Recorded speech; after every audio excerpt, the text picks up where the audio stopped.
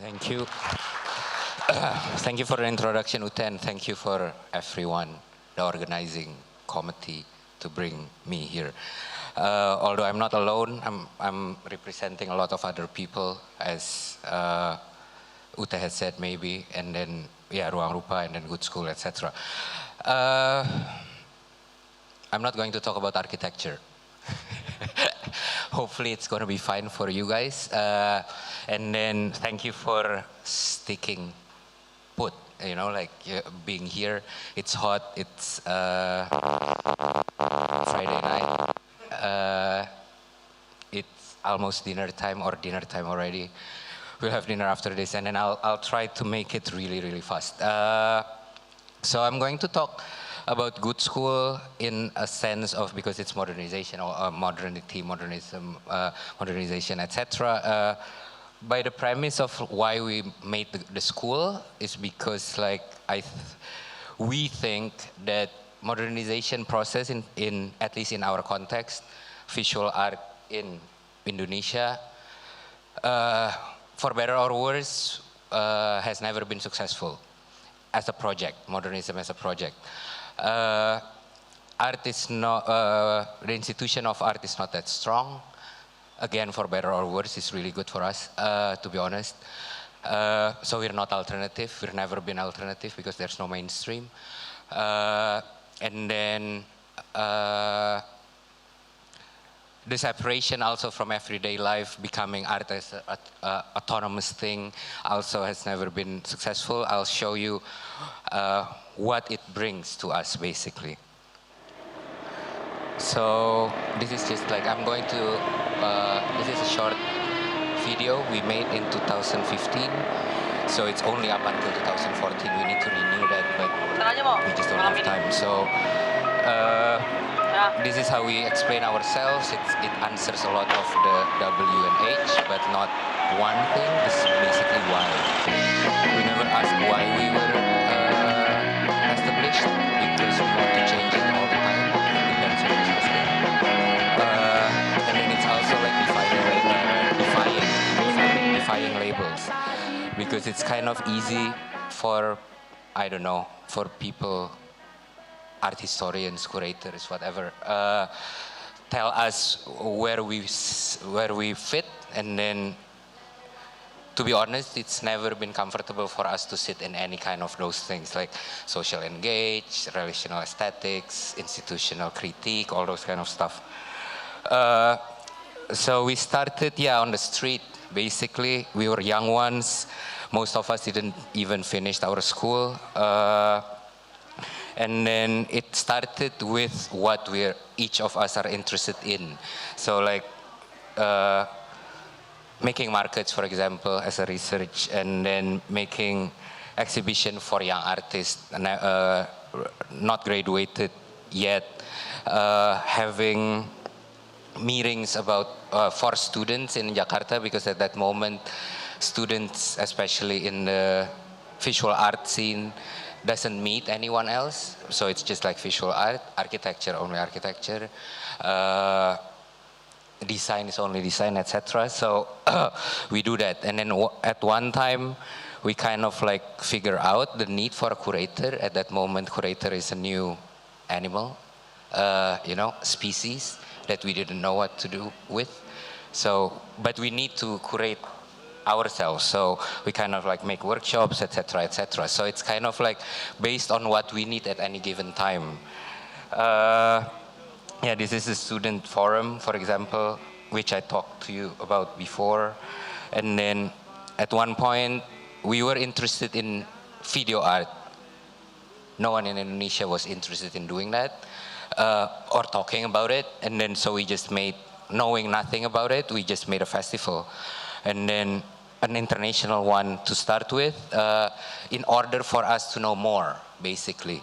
So it's almost like, that's why I said it's good that we didn't have any infrastructure before for this kind of stuff, because if we did, it's going to be difficult for us to take over certain things and hack it in our own way. So it's kind of like, that's why we have survived for 20 years, because every year we ask the question of like, should ruangrupa still exist? And the answer is still yes up until now, because like there are still infrastructure needs to be built, like people that needs to be supported, interests that are not answered yet, etc., etc. And then it's also okay for us to just like shut down certain things, make it dormant, and then maybe revisit it again sometime. Like Jakarta 32 and OK Video, which is OK Video is the International Video Art Festival. We stopped making it a festival since 2 years ago, 3 years ago, because it's just like we're exhausted, one, and then the interest of new generation is another thing. With Instagram everywhere, etc., talking about video art would be different, and then maybe a festival is not the right thing to do anymore. It's also like kind of like a lot of people ask us, because we do a lot, we do too much actually. A lot of theorists, let's say, who interviewed us has come up to that conclusion that we tend to do too much all the time. So popular culture is our interest, music is part of our regular thing, karaoke is the best way to make people talk about stuff, funnily enough, because we sing together, etc., etc. So yeah, it's been, again, coming back to the modernism, people, when it's like medium-based or profession-based, you know, there are limits between those things. We kind of like surpass all it just because we're interested in something. I'm not a musician, for example. I can play music, but I'm not a professional musician. But I can, if I'm interested, I can just like cross the border and then make a band, for example, on be a DJ. One thing is, it's kind of sad, but when we become an artist collective, ruangrupa, most of our work lately has been showed somewhere else, not for Indonesian audience.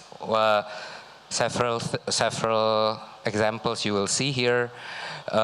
This is for APT in Brisbane, collected by them, and we will never see it again. It's kind of like a fictional story about how an Indonesian band actually like influence political upheaval in Australia for a while. The Kuda is a real band, but we made a new story and then we kind of like restage a museum-like exhibition, telling that like fictional as if they were in the 70s, for example. And then this is Sao Paulo Biennial. We kind of like hack. Everyone knows, I think, the Sao Paulo Biennial Pavilion by Oscar Niemeyer, etc., super modern, all those kind of stuff.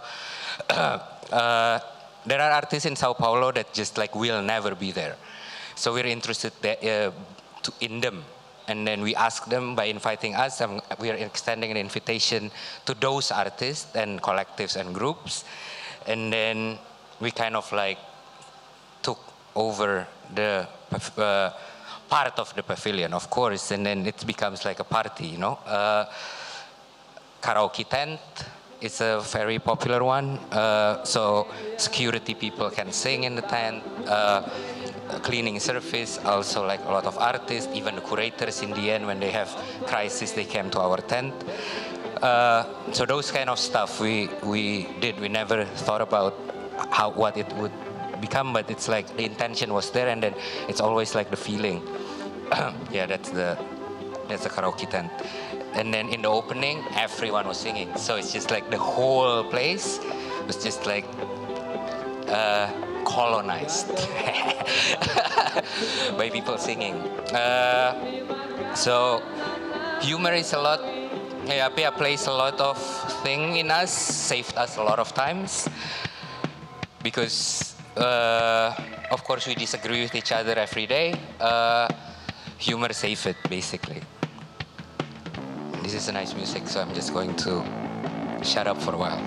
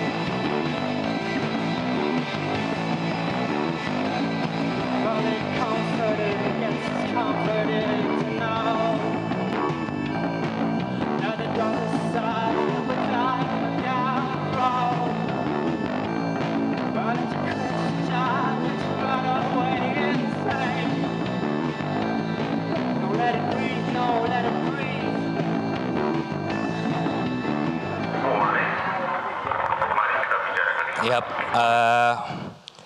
And then in 2018, we decided with a lot of other collectives in Jakarta to make a school.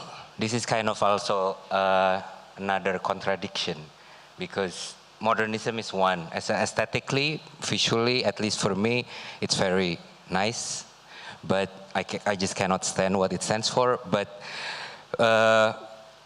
this is a contradictory idea, because most of us didn't graduate even. And then why, if school is a modern project, because education is a modern project, making you individuals, etc.,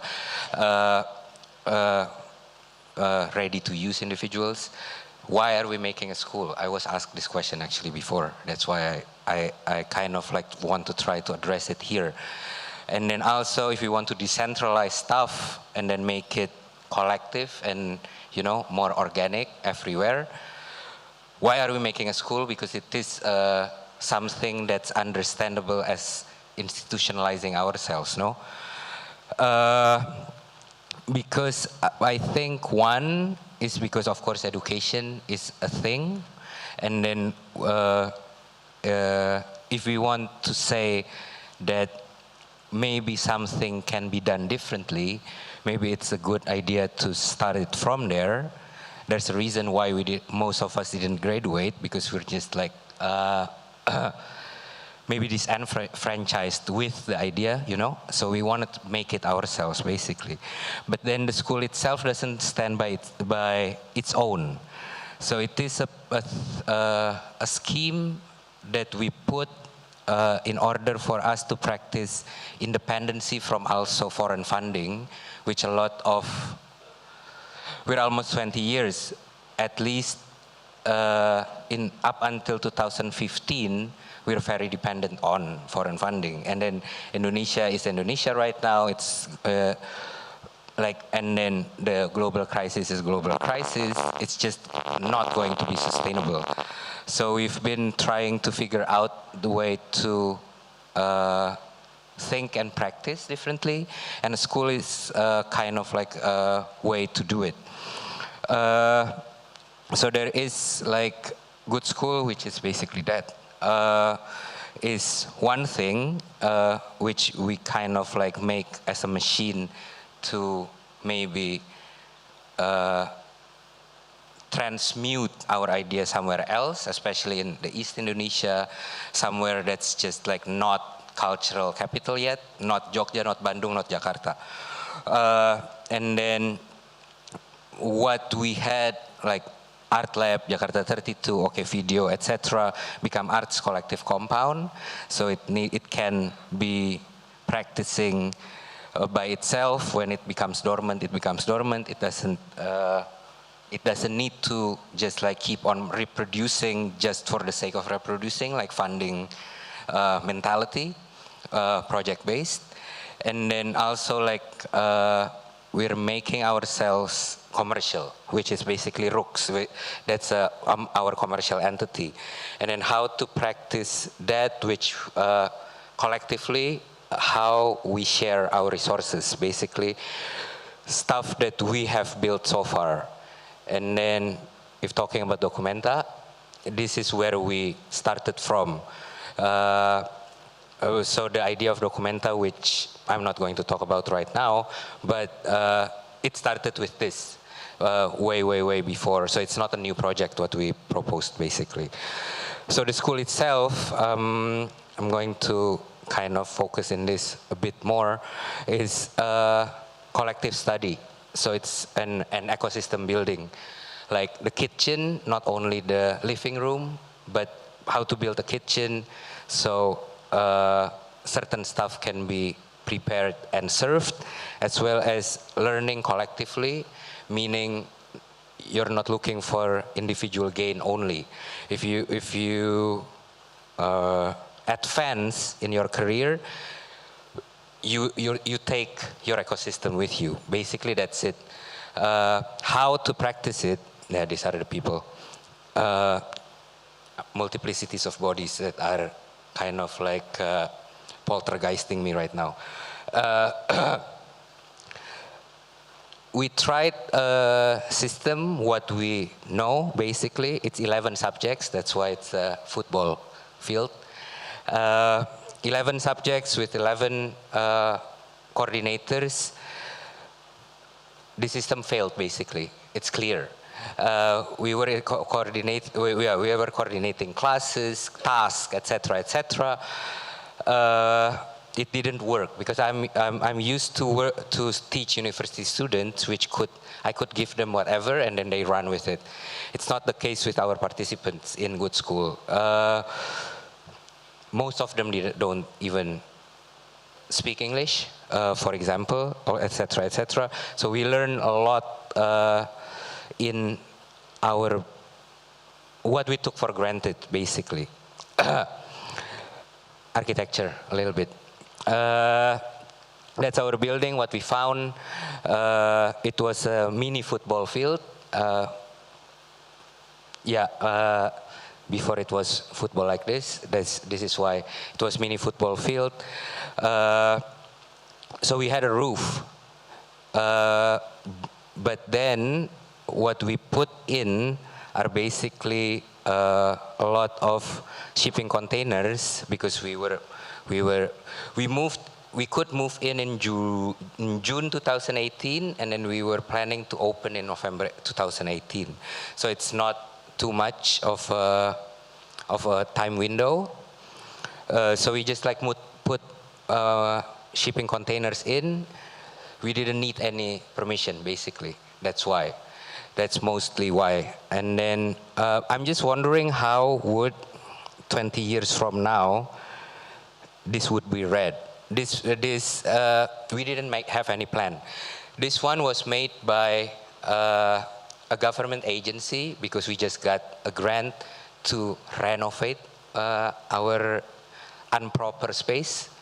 And then they hire an architectural firm, draw as it is, and then draw a plan as well afterwards. We kind of like just gave them ideas, but so they translate it into this. Whether it's going to be like this in October, because that's what their frame of window as well. Kind of like nice renderings, no? Or at least nicer than before. And boxy and all those kind of stuff that aesthetically pleasing. I'm throwing it out there. I'm going to close with this. I'm just wondering maybe for this, after talking about architecture a lot, imagining how can this building would be read in 20 years from now or something, or 50 years or 100 years, even if we're still here and Indonesia still exists. Thank you very much.